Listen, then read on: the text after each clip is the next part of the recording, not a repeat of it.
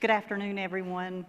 So, Jean, if I'm invited back, I can't go next to last because these are some tough acts to follow. And so, congratulations to all of you who are able to come to this conference. This is a treat for me to be able to be here representing the Department of Health and Human Services. I've had the pleasure of being able to attend this conference, I think now going on 15 years. And to say that this is one of the best conferences is truly an understatement. It just keeps getting better and better. The crowd just keeps getting larger and larger. So hats off to Jean and company and the planning committee because you guys do outstanding, tremendous work. And I think we need to applaud that team.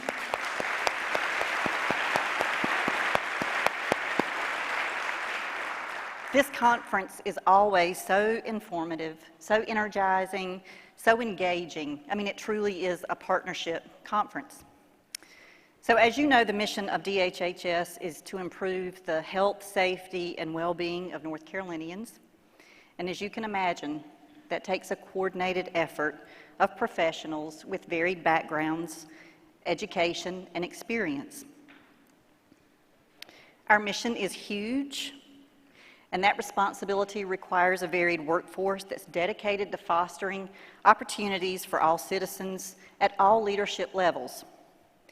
When I was asked to say a few words about my leadership journey and about what leadership means to me, I thought, I don't know if I have time to go through all that. I've had the opportunity to have lots of opportunities within state government to have some leadership roles, and I thought if I go through all of them, I may sound like a job hopper. But when I reflected on the ask and I thought, leadership is not about an individual. It's not about individual leaders and their accomplishments. It's not about titles and it's not about seniority. It is about relationships. It's about hard work, making tough decisions. It's about vision and influence. It's about empowering others, and it's about service and partnership. And you hear the word service often in what some of us have had to say. And as David mentioned, I've had the opportunity to be a public servant for next month, 25 years, all with the Department of Health and Human Services. And I had some of what David mentioned in my speech, so I'm going to hit fast forward. But what I've taken away from this is that it is an honor to serve, and that's both internal and external, among our teams, among our peers, with you, and those that we're charged with serving. I've been very fortunate to have some amazing mentors and role models along the way, and I've been blessed to have some of the best colleagues and staff that anyone could ever ask for. People who believed in me when I didn't always believe in myself. So a story about that. When I was a counselor in charge at what is now known as WorkSource East, which is within Vocational Rehabilitation, Evaluation and Training Program, partner is WorkSource West in Morganton. There was an opportunity in the Goldsboro unit for a unit manager position. I thought about applying, then I thought, nah, I'm not doing that.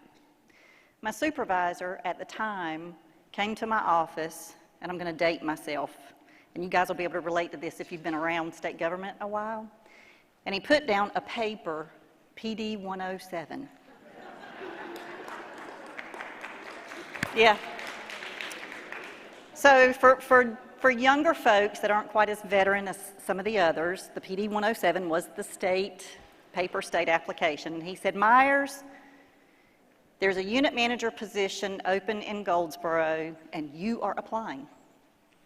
I said, yeah, well, I thought about that, and I've decided not doing that. I'm not quite ready. And he said, maybe not, but you need to let people know you're interested in leadership. What else can happen? You get good experience from having the opportunity to have the interview. I said, okay, I'll think about it. He said, no, you won't. You have until 5 o'clock this afternoon to put pen to paper and fill out that application. So I did. And I thought that night when I went to bed, what in the world have I done? That's going to be one tough interview, and it was. But fortunately, again, because of role models and coaches, I was very fortunate to be able to be offered that position. But I did learn early and quickly that leadership opportunities were not solely the result of hard work. In large part, I contribute them to the awesome people I've had the opportunity to work with and for. I learned that my success is because of your success and our success. No one in a leadership role ever got there by themselves. As Secretary Cohen of DHHS says, we are badgeless and we're one team. You know, leaders don't function in isolation. A leader surrounds himself or herself with others who are usually smarter than them, share their vision and desire to serve.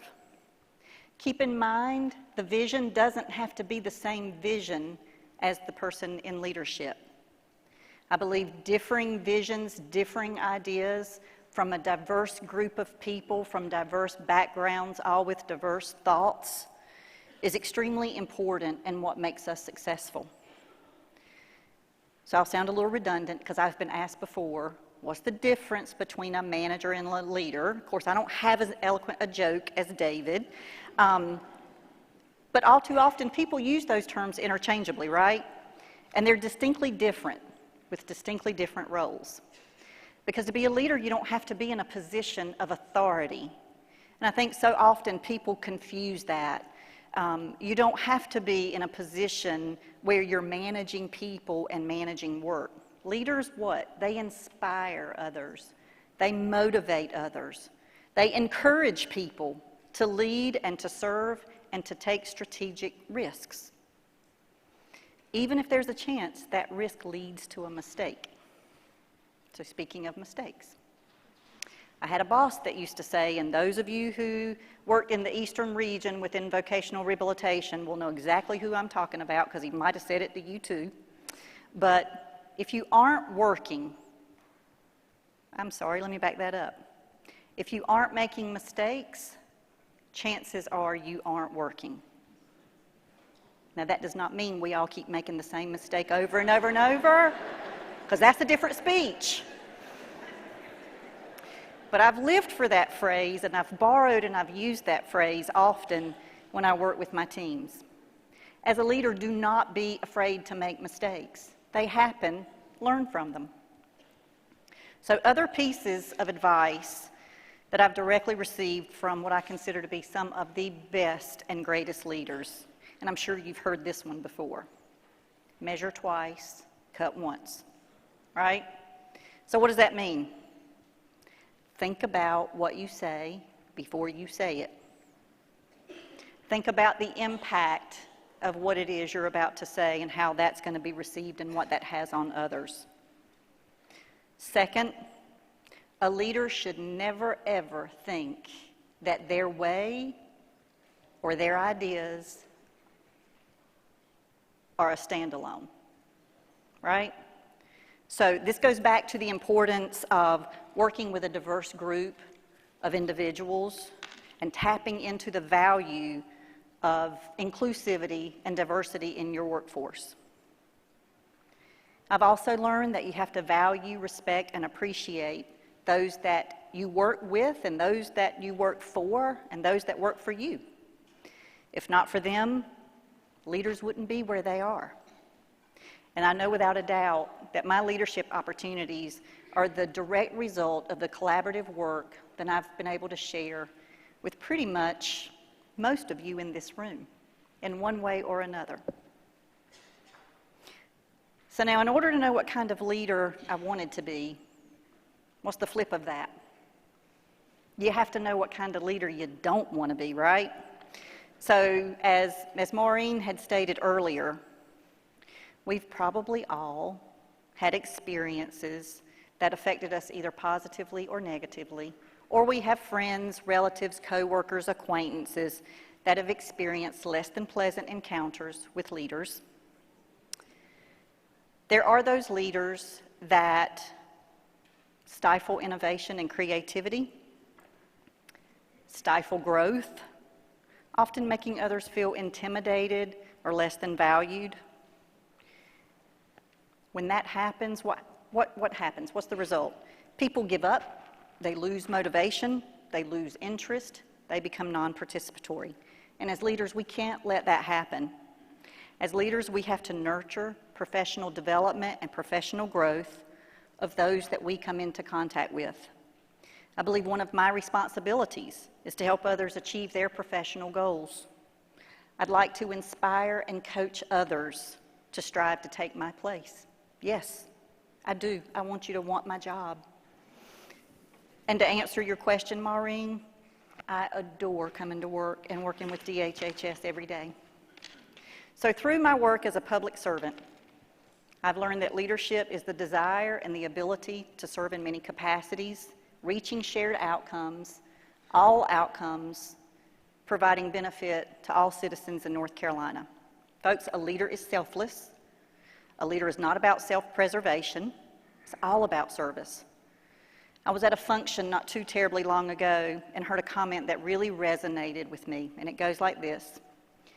If you think service is beneath you, then leadership is beyond you.